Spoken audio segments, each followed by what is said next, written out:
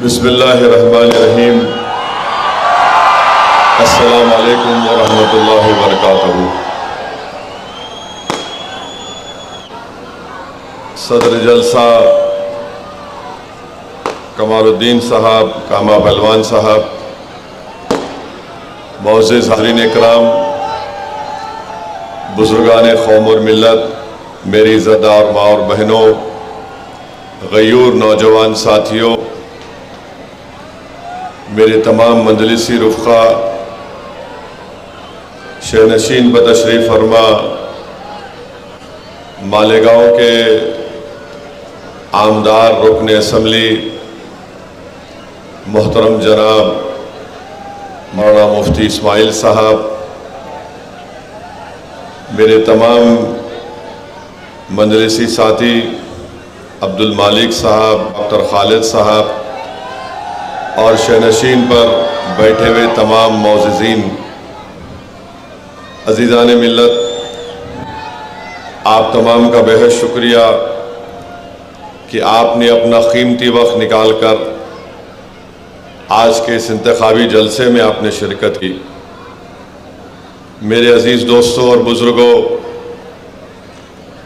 मैं आपके सामने इसलिए खड़ा हूँ कि आपसे गुजारिश करूँ कि 20 नवंबर के दिन आप तमाम लोग मुत्तहदा तौर पर अपने एक वोट का इस्तेमाल मुफ्ती इस्माइल साहब के हक़ में करें, जिनका इंतखाबी निशान पतंग है और ईवीएम की मशीन में उनका 5वां नंबर है। आप मुफ्ती इस्माइल साहब को वोट क्यों दें, इसलिए आपको देना है, ये मेरी आपसे गुजारिश है कि आप लोग देख रहे हैं कि हमारे वतन अजीज में पार्लियामेंट के अंदर नरेंद्र मोदी की सरकार ने एक वक्फ बिल को पेश किया और उस वक्फ बिल को पेश किया जा रहा था तो उस वक्त मजलिस इत्तेहादुल मुस्लिमीन की तरफ से मैंने उस बिल के इंट्रोडक्शन की मुखालिफत की और मैं आपके सामने बड़ी जिम्मेदारी के साथ कह रहा हूं कि बीजेपी और उनके तमाम साथी पार्टियां मिलकर भारत से वक्फ की जायदाद को ख़त्म करना चाहती हैं और बीजेपी के साथ शिंदे, बीजेपी के साथ अजीत पवार, और जब ये बिल पार्लियामेंट में पेश हुआ तो उस वक्त उद्धव ठाकरे के रुकने पार्लियामान लोकसभा में नहीं थे। मैं आपको बताने की कोशिश कर रहा हूं कि जब वक्फ का बिल पेश हुआ उस वक्त अगर पूरी दलीलों के साथ भारत के आईन का हवाला देते हुए अगर किसी एक रुकने पार्लियामान ने इस कानून को वक्फ को बर्बाद करने के लिए लाया जा रहा है, अगर किसी ने कहा तो उसका नाम असदुद्दीन ओवैसी और उस पार्टी का नाम मजलिस इत्तेहादुल मुस्लिमीन है। मेरे अजीज दोस्तों और बुजुर्गों, छीन लिया जाए, वक्फ बोर्ड को बराए नाम रख दिया जाए एक पोस्ट ऑफिस की तरह। और आप लोग जानते हैं कि वक्फ अगर कोई करता है तो वाकिफ उसका मालिक नहीं होता, वो जब वक्फ करता है तो उसका मालिक अल्लाह सुब्हानहू व तआला हो जाता है। अब मोदी ये चाहती हैं कि वक्फ की जायदादों को कैसे छीन लिया जाए कि मालेगांव के या यहाँ के ज़िले के कलेक्टर को इख्तियार दे दिया गया कि अगर कोई रोड चलता आदमी जाकर कलेक्टर से ये कह दे कि ये जायदाद वक्फ की नहीं है तो कलेक्टर साहब इंक्वायरी ऑर्डर करे और जैसे ही वो इंक्वायरी ऑर्डर करेंगे वो जायदाद वक्फ की नहीं रहेंगी। तावक्त है कि वो अपनी इंक्वायरी को मुकम्मल ना कर ले और इंक्वायरी मुकम्मल करने के लिए कोई वक्त नहीं लिखा गया। अब कोई भी जायदाद पे कलेक्टर इंक्वायरी लिखेगा जायदाद वक्फ की नहीं रहेगी, हम उससे महरूम हो जाएंगे। चाहे वो दरगाह हो, मस्जिद हो, कब्रस्तान हो, खानखाएं हो। फिर इसमें यह भी अख्तियार दे दिया गया कलेक्टर को कि अगर कोई वक्फ अल औलाद करना चाहता है तो मोदी आजकल फजीलतुल शेख बन चुके हैं हनफी फिक़्ह के मामलात में। वो ये कह रहे हैं कि कोई वक्फ अल औलाद उस वक्त तक नहीं कर सकता जब तक वो अपनी बेटी के हुकूक को नहीं दे देता के जायदाद में। हम नरेंद्र मोदी को ये बताना चाह रहे हैं कि वक्फ अल औलाद में भी एक वालिद या कोई भी उसकी अपनी पूरी जायदाद को अल्लाह के नाम पर वक्फ करती है, उसका बेनिफिशियरी अपने बेटे और बेटियों को बनाती है।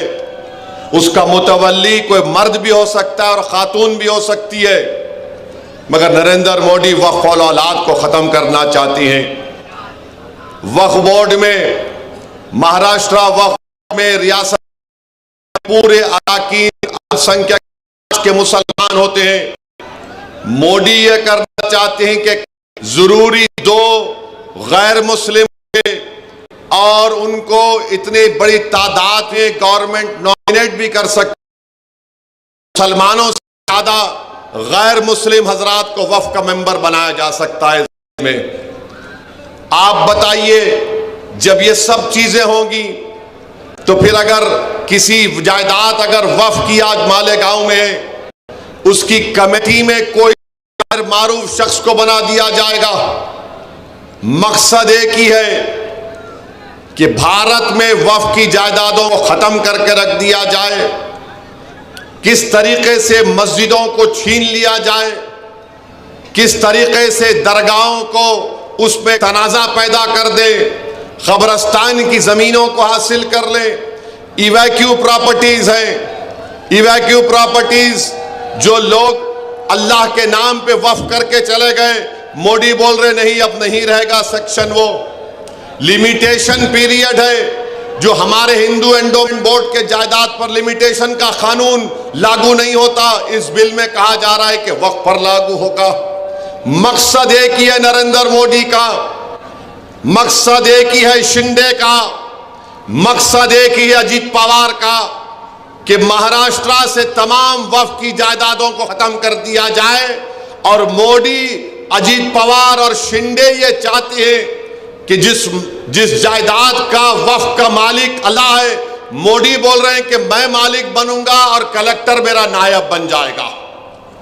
ये पूरा मंसूबा इस बिल में बनाया गया। मैं आपको जिम्मेदारी के साथ कह रहा हूं और याद रखिए, ये अजीत पवार, ये शिंदे, ये फडणवीस, ये सब मिलकर ये साजिश कर रहे हैं कि किस तरह पूरे मुल्क में वक्फ की जायदादों को बर्बाद कर दिया जाए। बार बार मीडिया बोलती है कि तीसरी बड़ी जायदादें वक्फ बोर्ड के पास है, भारत सरकार और डिफेंस के बाद झूठ बोल रहे हैं। बोलते हैं कि वक्फ की जायदाद 8 लाख एकड़ चिल्लर है। मैं चैलेंज करके कह रहा हूं, आरएसएस, संघ परिवार, मोदी, अजीत पवार और शिंदे को सुनो, तुम्हारे कान में जो नफरत भरी हुई है उसको निकालो।